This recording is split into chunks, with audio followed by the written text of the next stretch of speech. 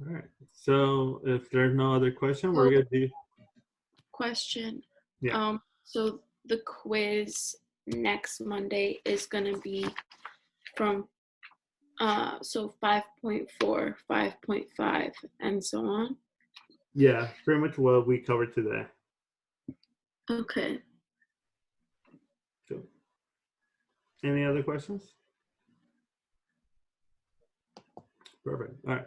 So we're gonna move on to chapter 6.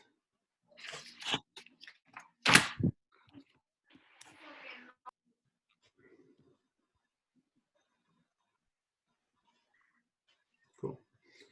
All right. So for chapter 6, chapter 6 is focused on discrete random variable. So when we talk about discrete random variable, you kind of have to just remember what a discrete is. Discrete just means that it's something countable, that pretty much you should always get like a whole number. So if you kind of look at the example I gave, it should be like 0, 1, 2, 3, but you're not going to get anything in between. So either a whole number or it's not a whole number, but it's no like 1.3, 5.7. You can't get any decimal value. Because when you could get a decimal value, that's when you actually have a continuous random variable. So you do kind of want to know the difference between a discrete data set and a continuous random variable, because that should help you out to determine what like topic or what material to use on it. So right now we're gonna go through a bunch of example, and all you have to do, you tell me if it's discrete or if it's continuous. Cool. So let's look at this first one. So it says the number of light bulbs that burn out in a room of 10 light bulbs in next year. So would Discrete. that be discrete or continuous? Cool, discrete. What about this next one? The number of leaves on a randomly selected oak tree. Discrete. Cool. Yeah, so it should be.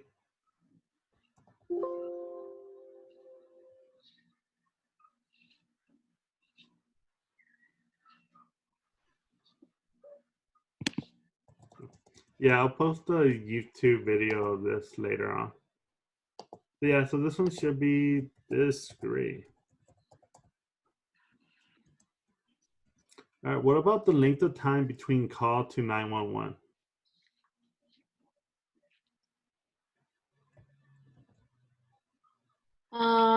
Continuous. Yeah, so continue.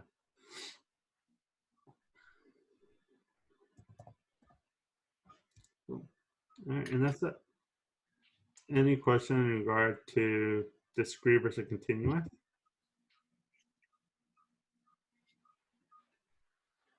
All right. So up next, we're kind of going to go over something that you should have already known. We're going to go into a probability distribution. So if you remember the rules about probability distribution, we went over that it should be between,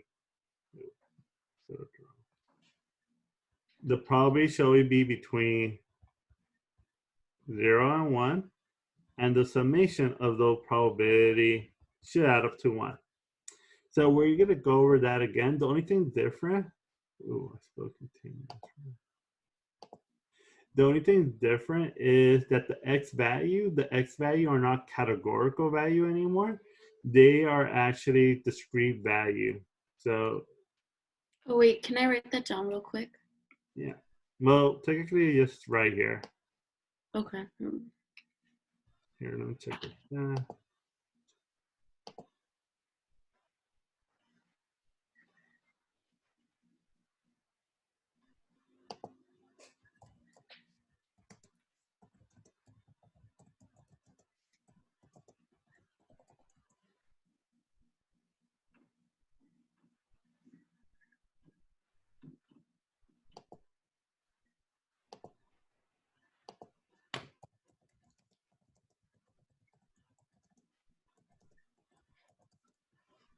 You don't have to know my name. I'm going to post up the link, and the link should have it. Because if you go to Canvas, if you go to one of the modules, it should have the link to everything. So You don't have to know my name because I don't even know what name I have, so you don't have to worry about that. All right. So let's go ahead and do these problems. So for this one, we want to see if there's a probability distribution. So to know the probability distribution, when we add them up, it should add up to 1. And all of the probabilities should be between 0 and 1. So if you look at this one, it says how many movie, or let's see, X represents the number of movies streamed on Netflix each month. I'm assuming that should be way higher for the next couple of months, seeing that everybody's quarantined. So that should be different. But for right now, we're going to go with these values. So if you kind of notice, the difference is our X value. If you kind of remember on chapter 5, our X value, it was categorical, but now it is a numerical discrete value. So that's the only thing different. But it still remains the same that for probability of X, you have to just see if they add up to 1, but also make sure that all of them are between 0 and 1. So let's look at this. If I'm looking at all of these probability, are all of them between 0 and 1? Yes. Yeah. Yeah. So we'll put yes, or we'll put a check mark. All right. So now what we have to do, we have to add them up. And when we add them up, we have to see does it add up to 1. So I'm going to add them up in this calculator that I have right here. So we'll say 0.06 plus 0.58 plus 0.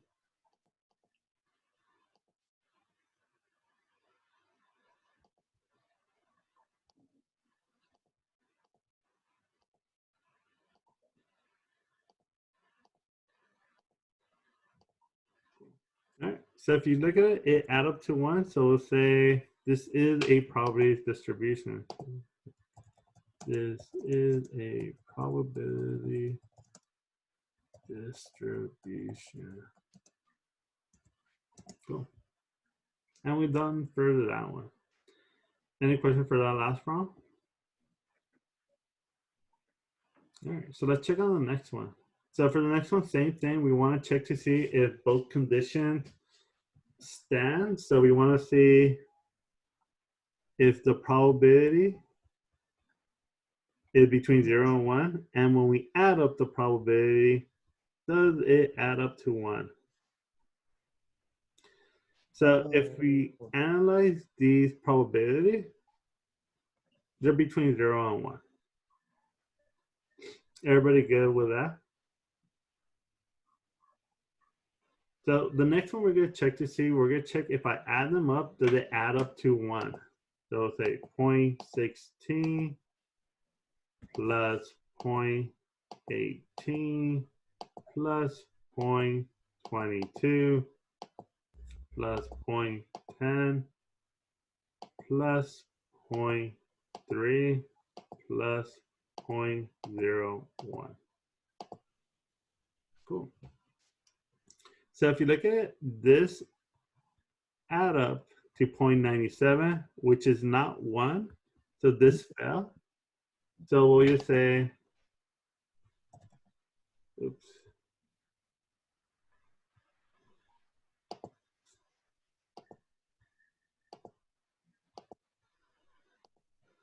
So we'll just say, this is not a probability distribution. All right. And that's it for that second example. Any question for that second example? So this is basically just addition and just making sure that it equals. Yeah, just making sure that all of the numbers are between 0 and 1 and that it add up to 1. So once you check those two conditions, you're all good to go. Would there be a different scenario if it's instead of 1, it's a higher number? And then we do the same If it's process, a higher right? number, it's still the same thing. It doesn't add up to 1. So if it add up to like say 1.03, since it's over 1, then essentially you say this fell. Like for our purposes, it has to add up to exactly 1. If it doesn't add up to exactly 1, it doesn't matter if it's over 1 or below 1. You just say it doesn't meet this condition. And in our case scenario, it always has to add up to 1 just to make it easier for you. Okay. Okay. Let me check out the chat.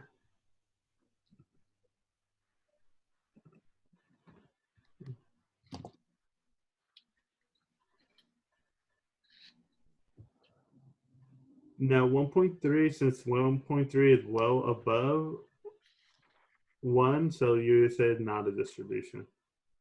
All right, let's do this next one. So for this next one, straight out the bat, you should already see why is it not a distribution?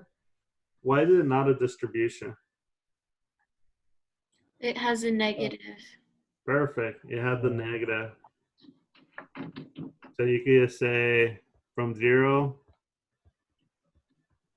to 1, that fails. So we'll say not a probability distribution. Cool. Any question for that last one? And I think there's one more. What about for this one? Should this one be considered a probability distribution? I mean, I think so. Yeah, it is not because it's between 0 and 1 and it adds up to 1. Cool. Yeah, for this one, it doesn't matter because some of you might be thinking like, no, because all the numbers are the same or all the probability are the same. But there's no rule saying that the probability cannot be the same. Because technically, you can have something that looks like this too.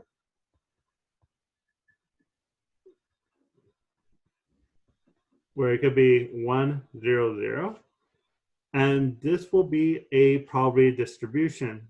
Because if you look at it, all of the numbers are from 0 to 1. And if you look at it, if you add up 0 plus 0 plus 1, you still get 1. So yeah, so this is a probability distribution. Can you have to check out D2 condition? It doesn't matter if all the probability are the same. Like there's no rule that says they have to be all different. So that will be a probability distribution.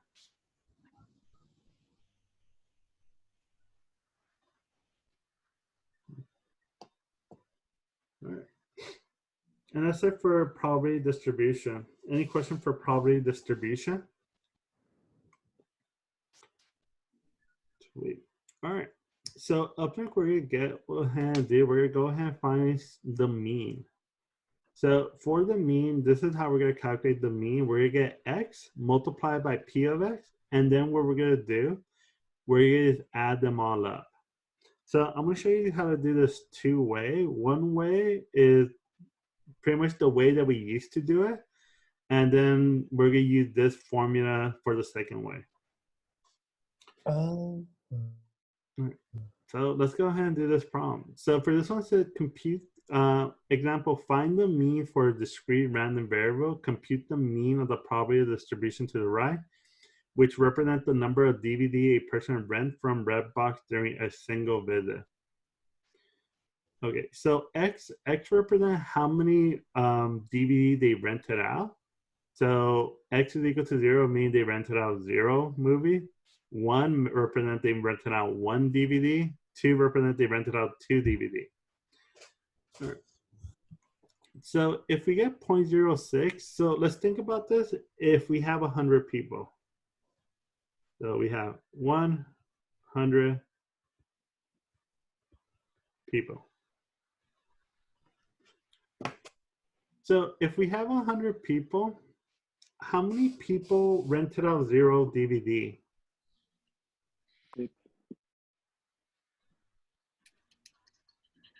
6 people.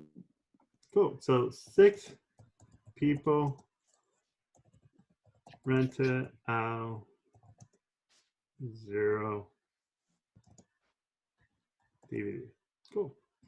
All right. Could that what the percentage is telling me? 0.06 is telling me that 6 out of 100 people rented out 0 DVD.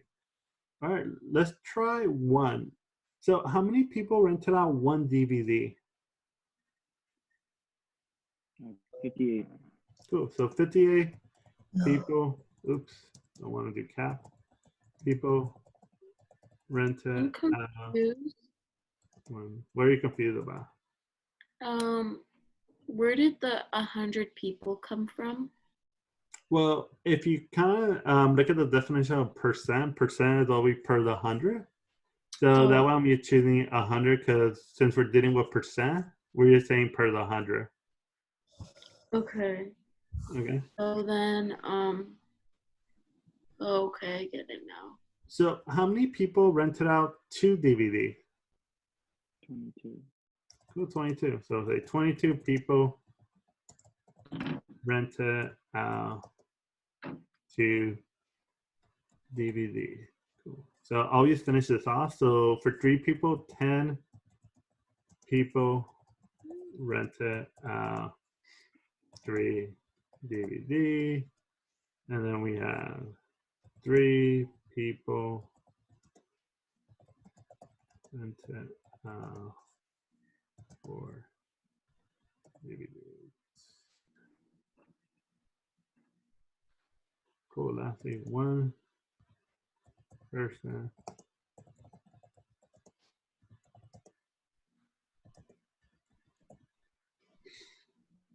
everybody go with those, how many, 6 statements?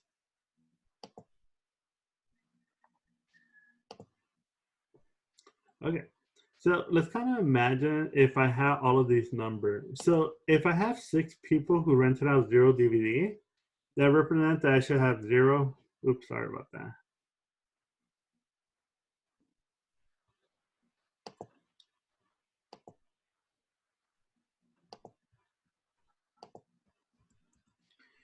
So if I have 6 people who rented out 0 DVD, that means I should have 6 zeros. So they have 6 people, so that means each person represents 1 0. So that means we should have 6 0. How many people did we say rented out 1 DVD? 58. 58. So technically, how many ones do I have?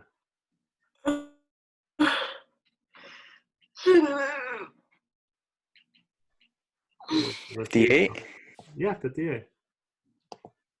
So you have to 1, 2, 3, 4, 5, 6, 7, 8, 9, 10, 11, 12, 13, 14, 15, 16, 17, 18, 19, 20, 21, 22, 23, 24, 25, 26, 27, 28, 29, 30, 31, 32, 33, 34, 35, 36, 37, 38, 39, 40, 41, 42, 43, 44, 45, 46, 47, 48, 49, 50, 51, 51, 52, 53, 54, 55, 56, 57, 58. Do we have to write it out like that? No, let me try and prove a point. Cool. So if I add up all the ones, if I add up all the one, what will all the one add up to? 58. Yeah. So technically I could do 0 times 6 plus 1 times 58 plus 2 times, how many people rented out 2 DVDs? 22. 22. So instead of putting 22 times, we're going to say 2 times 22 plus 3 times 10 plus 3 Wait, times 4 plus, oh, because we're coming up with the summation of all of this? yeah, plus 1 times 5. So instead of having to write all of these numbers individually, what we could do, we could go like, okay, if 0 people rented out, well, sorry, if 6 people rented out 0 DVD, instead of doing 0 plus 0 plus 0, we could do 6 times 0, and that'll give us 0.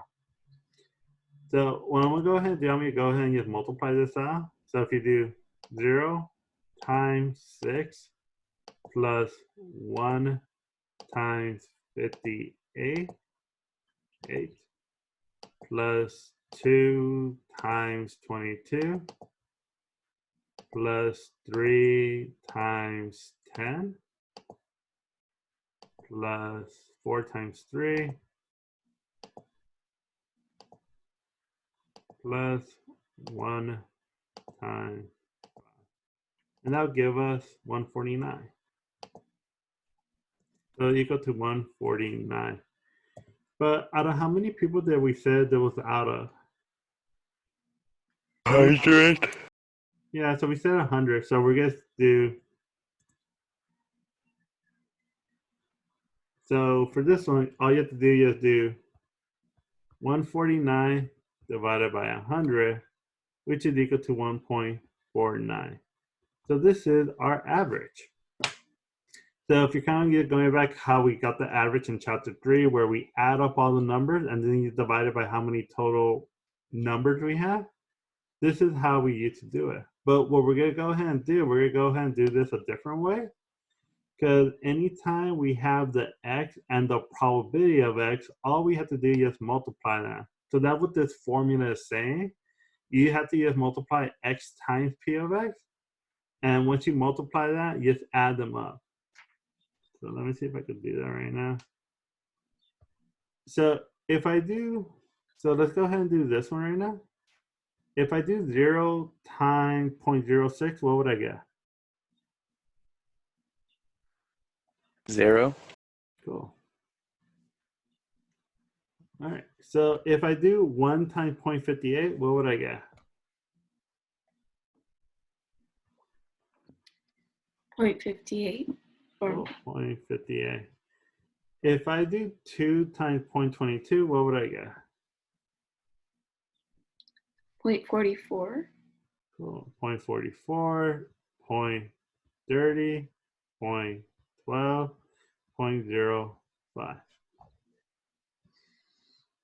Any questions so far? I got any of those number on the x times p of x column? Okay. So right now what I want you to do, I want you to add up all of these number on the x times p of x and tell me what do you get. Should equal 1.49.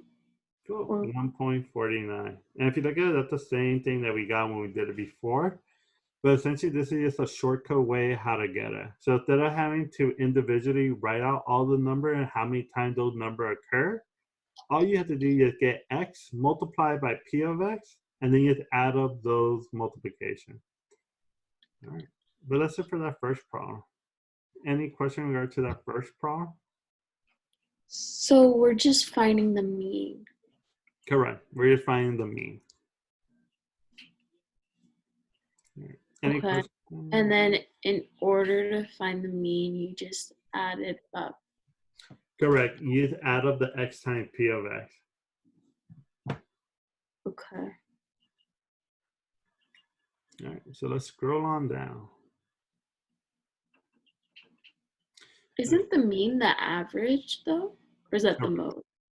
No, the mean is the average. But isn't the average you add it all and divide it by 5? Well, you divide it by n. So you divide it by however many numbers you have. So for this one, the amount of numbers will be, in our case, we did 100.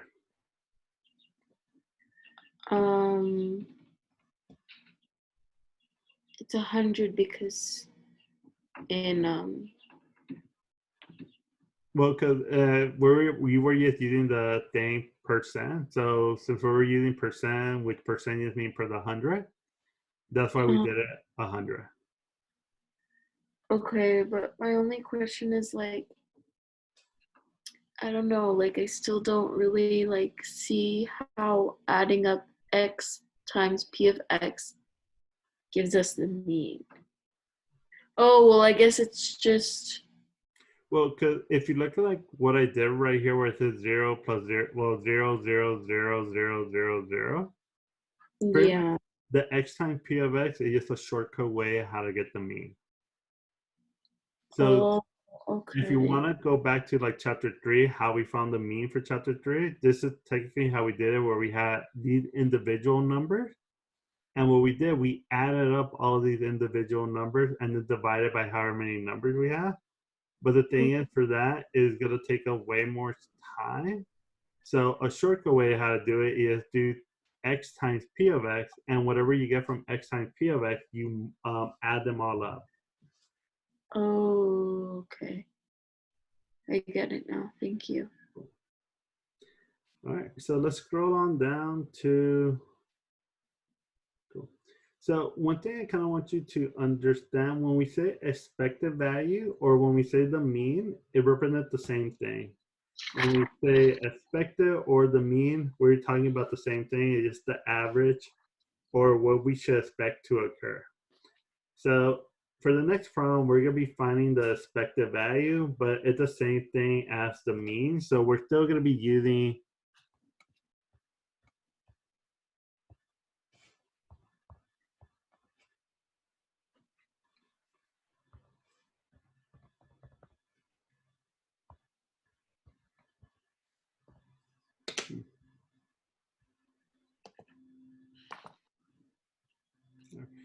So we're still going to be using the same formula of the summation of x times p of x. So let's go ahead and do this next problem.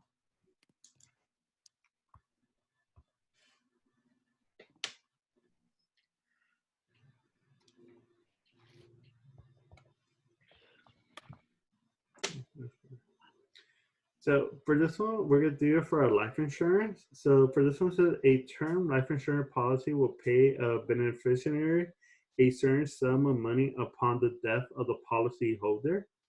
These policies have a premium that must be paid annually. Suppose a life insurance sell a $250,000 one-year term life insurance policy to a 49-year-old male for $530. According to the National Vital Report 47, number 28, the probability the male will survive the year is 0.99791.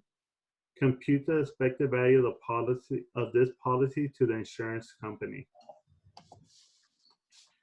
So let's look at a couple of things.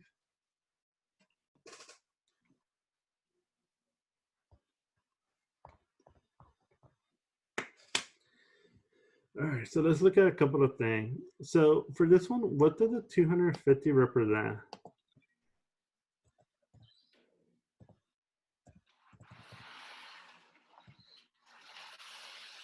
We're gonna put a fire pit aside. Vamos a poner. So pretty much this is the payout. So this is how much they should expect to get if the insurance company pay out. So what does the 530 represent?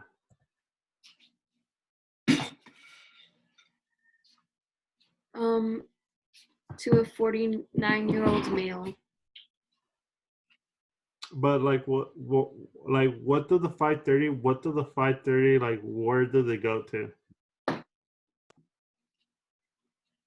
No. Goes to the company. Well, yeah, go to the company. So we're gonna say cost of the insurance.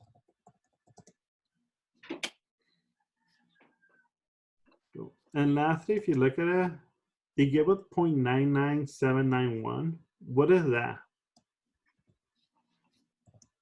The year, apparently. The 0.99791. What does that probability represent? That a man or a male will survive the year. Cool. Male survive.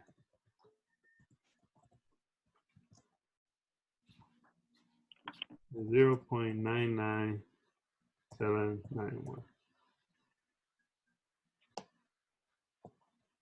Cool. All right. So far we got that. So what you kind of have to, in this problem, who do we want to do the expected value for? Do we want to do this for the person buying the insurance, or do we want to do this for the insurance company?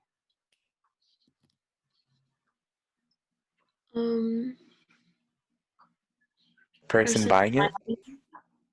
Well, for this one, you want to read it carefully, because if you look at the last sentence, It says compute the expected value of this Insurance. policy to the insurance company. So we want to do this for the insurance company, not the person buying it. So for this one is, we'll put right here, profit of the insurance company. All right. So first thing we're gonna do, we're gonna do the probability they survive and the probability that they don't survive. So the probability that a person survived the entire year, we already got it to be 0.99791. How would I find the probability that a person does not survive?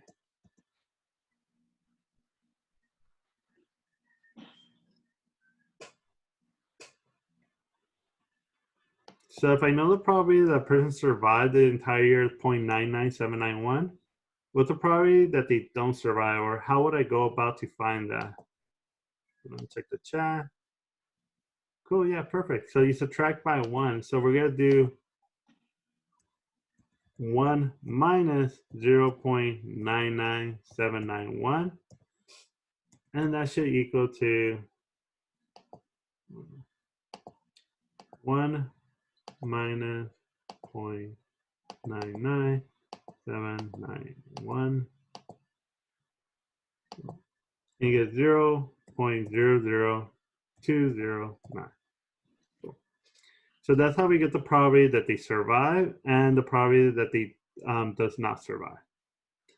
All right. Any question in regard to how we got those two probability?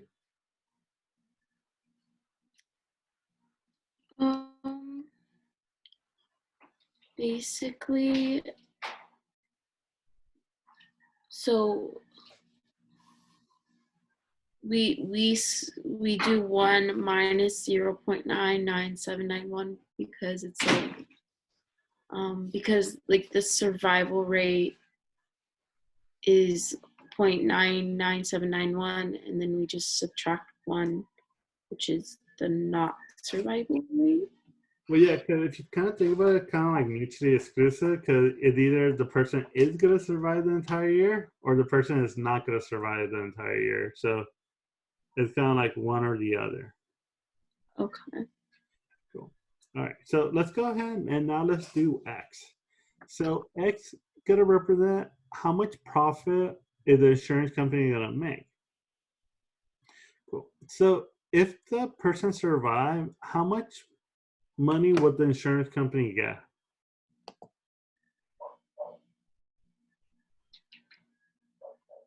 Like, so if the person survived, does the insurance company have to pay out?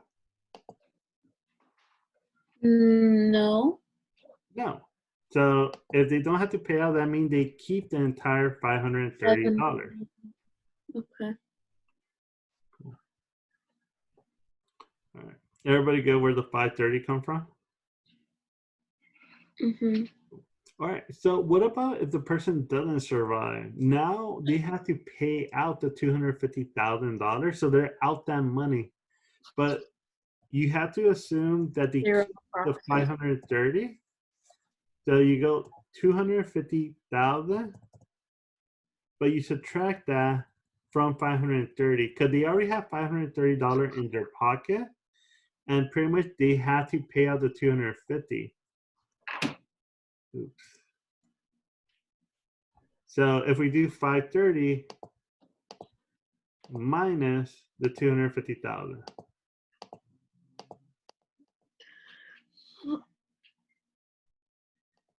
That will equal to negative 249,470.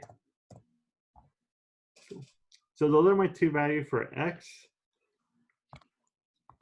So how could they X- have a negative profit? I don't understand.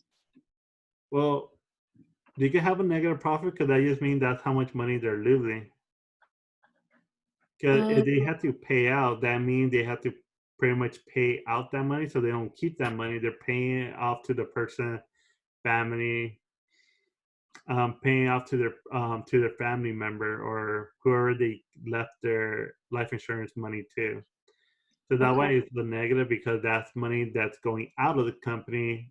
Money going into the company, it will just be a positive number.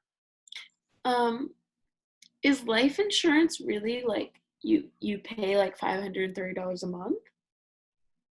Well, Around? it's gonna depend what type of life insurance you're getting, but yeah, it could be you're paying either monthly or you can also do it just annually. But yeah, Okay. like pretty much for insurance, you either pay monthly or annually or whatever type of thing they have, and Uh, then you're just paying off of a premium. Kind of like when you pay for, say, if you buy a phone and you pay insurance on that phone, yeah. you're paying that insurance in case anything ever happened to that phone. So if nothing ever happened to that phone, then They you're keep the paying money. for nothing because they keep your money and they never had to fix your phone. Right.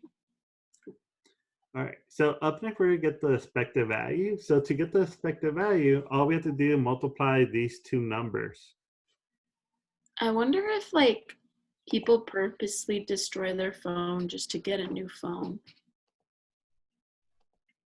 Well, that could happen, but sometimes they put some language there that Mhm. says they won't cover phone that was like they only cover certain part of the phone, like if it was a hard drive or something like that. But if Oh. you see that you maliciously destroyed it, they won't cover that. All right.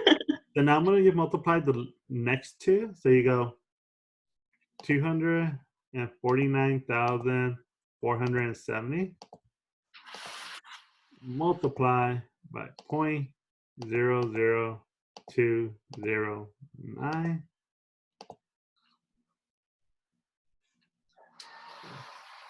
What about water damage? I wonder like they should cover that, right? They should, but it yet depend on your contract Oh. or the warranty. Because usually they only cover like certain thing on the warranty. All right. So one thing you have to keep in mind, since this 249,000 was negative, that why this ended up being a negative number. All right, so let me see. I had a question on the chat. Let me go over the chat.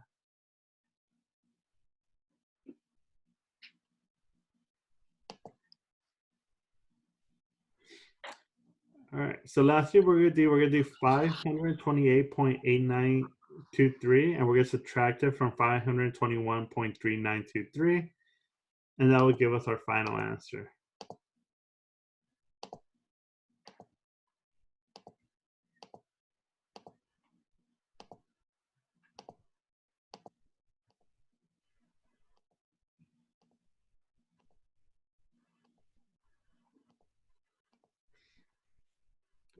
So you get your expected value is equal to 7.5.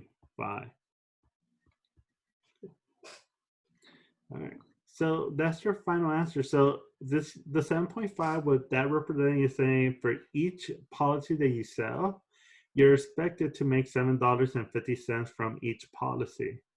So the 7.50 is not like they're saying that every person they're gonna get 7.50, but it is saying like because if they have 100 people, of the 100 people, they should expect to get $7.50 from the entire 100 people, not just from one person, it's from the entirety, because they do know since the probability of somebody dying, it could happen. So they're just hoping that if one person dies, that the premium that they collected from everybody else would cover that person dying, but also give them a profit.